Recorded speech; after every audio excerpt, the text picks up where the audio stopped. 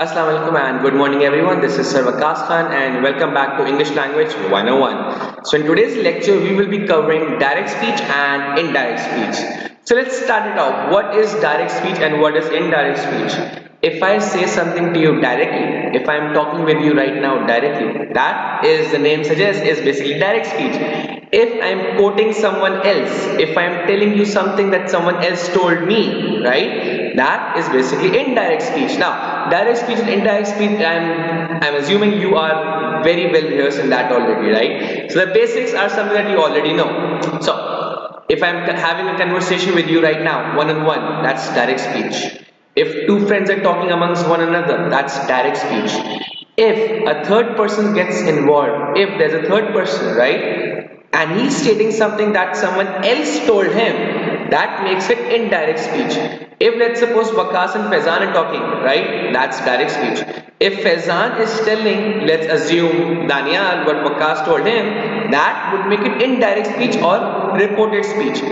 Okay, so then moving on, you have exclamatory sentences. Like the name suggests, an exclamatory sentence is one that has an exclamation mark. An exclamatory sentence is one where you're exclaiming something, where you're happy, where you're sad, where you're excited, right? Words such as hurrah, alas, wow, oh my god, right? So these seven vocabularies are the ones that have an exclamation mark. Then you have how do you actually convert direct speeches into indirect speeches, right? So you have specific words, you have specific vocabulary that you actually use. On your screens, you have a few examples. For example, you have, he said, hurrah, I won a match. Hurrah basically gets converted to exclaimed with joy. You have sadness in you. You have alas, I failed an exam. Alas can also become exclaimed with sorrow. Alas is basically sadness. Sadness becomes what? Sorrow. Why do I still have exclaimed? Because I had an exclamation mark in my direct speech. Wow, what a nice shirt. Wow, with an exclamation mark. The exclamation mark becomes exclaimed. Wow becomes wonder. Now, these are the few tips and tricks that you need to realize, that you need to have when you're actually converting direct speech into indirect speech.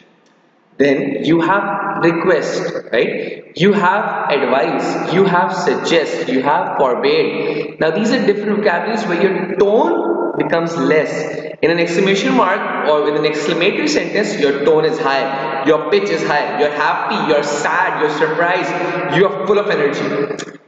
In a request, your tone is low. In an advice, you're suggesting something, you're advising something, your tone automatically becomes low. He said to me, please help me. Please becomes requested. She said to him, you should work hard for an exam. You can't force somebody to work hard for an exam, right? I'm assuming all of you already know that. That becomes suggestion. She was suggesting. They said to him, do not tell a lie. They said to him, not to tell a lie. That's a simple sentence. That's a simple statement that could even be considered an order. He said, open the door. Now that's very obvious. That's an order. Somebody's ordering you to open the door. That's an order. The teacher said to the student, do not waste time. The teacher advised the student, do not waste time.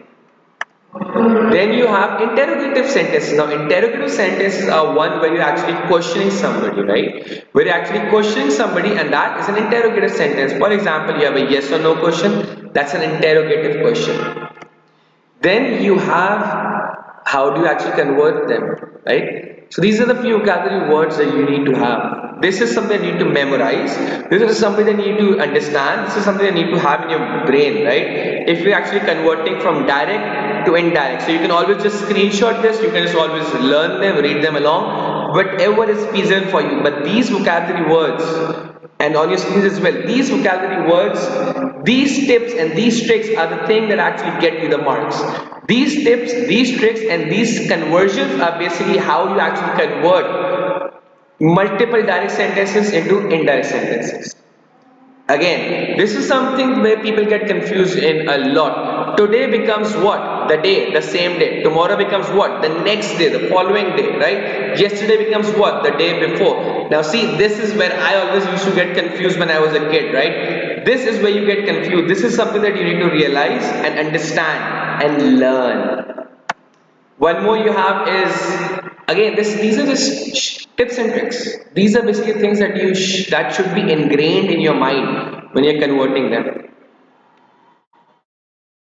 And one more that you have, again, see, this is something that you need to understand. This is not something that is necessary. Yes, it is, obviously. Without these things, you can't actually convert direct into indirect sentences and vice versa. Okay, so I hope today's lecture was fruitful for you and you guys have had a quick revision as to what direct and indirect speech is. Thank you so much for your time. See you guys soon, inshallah. Allah Hafiz.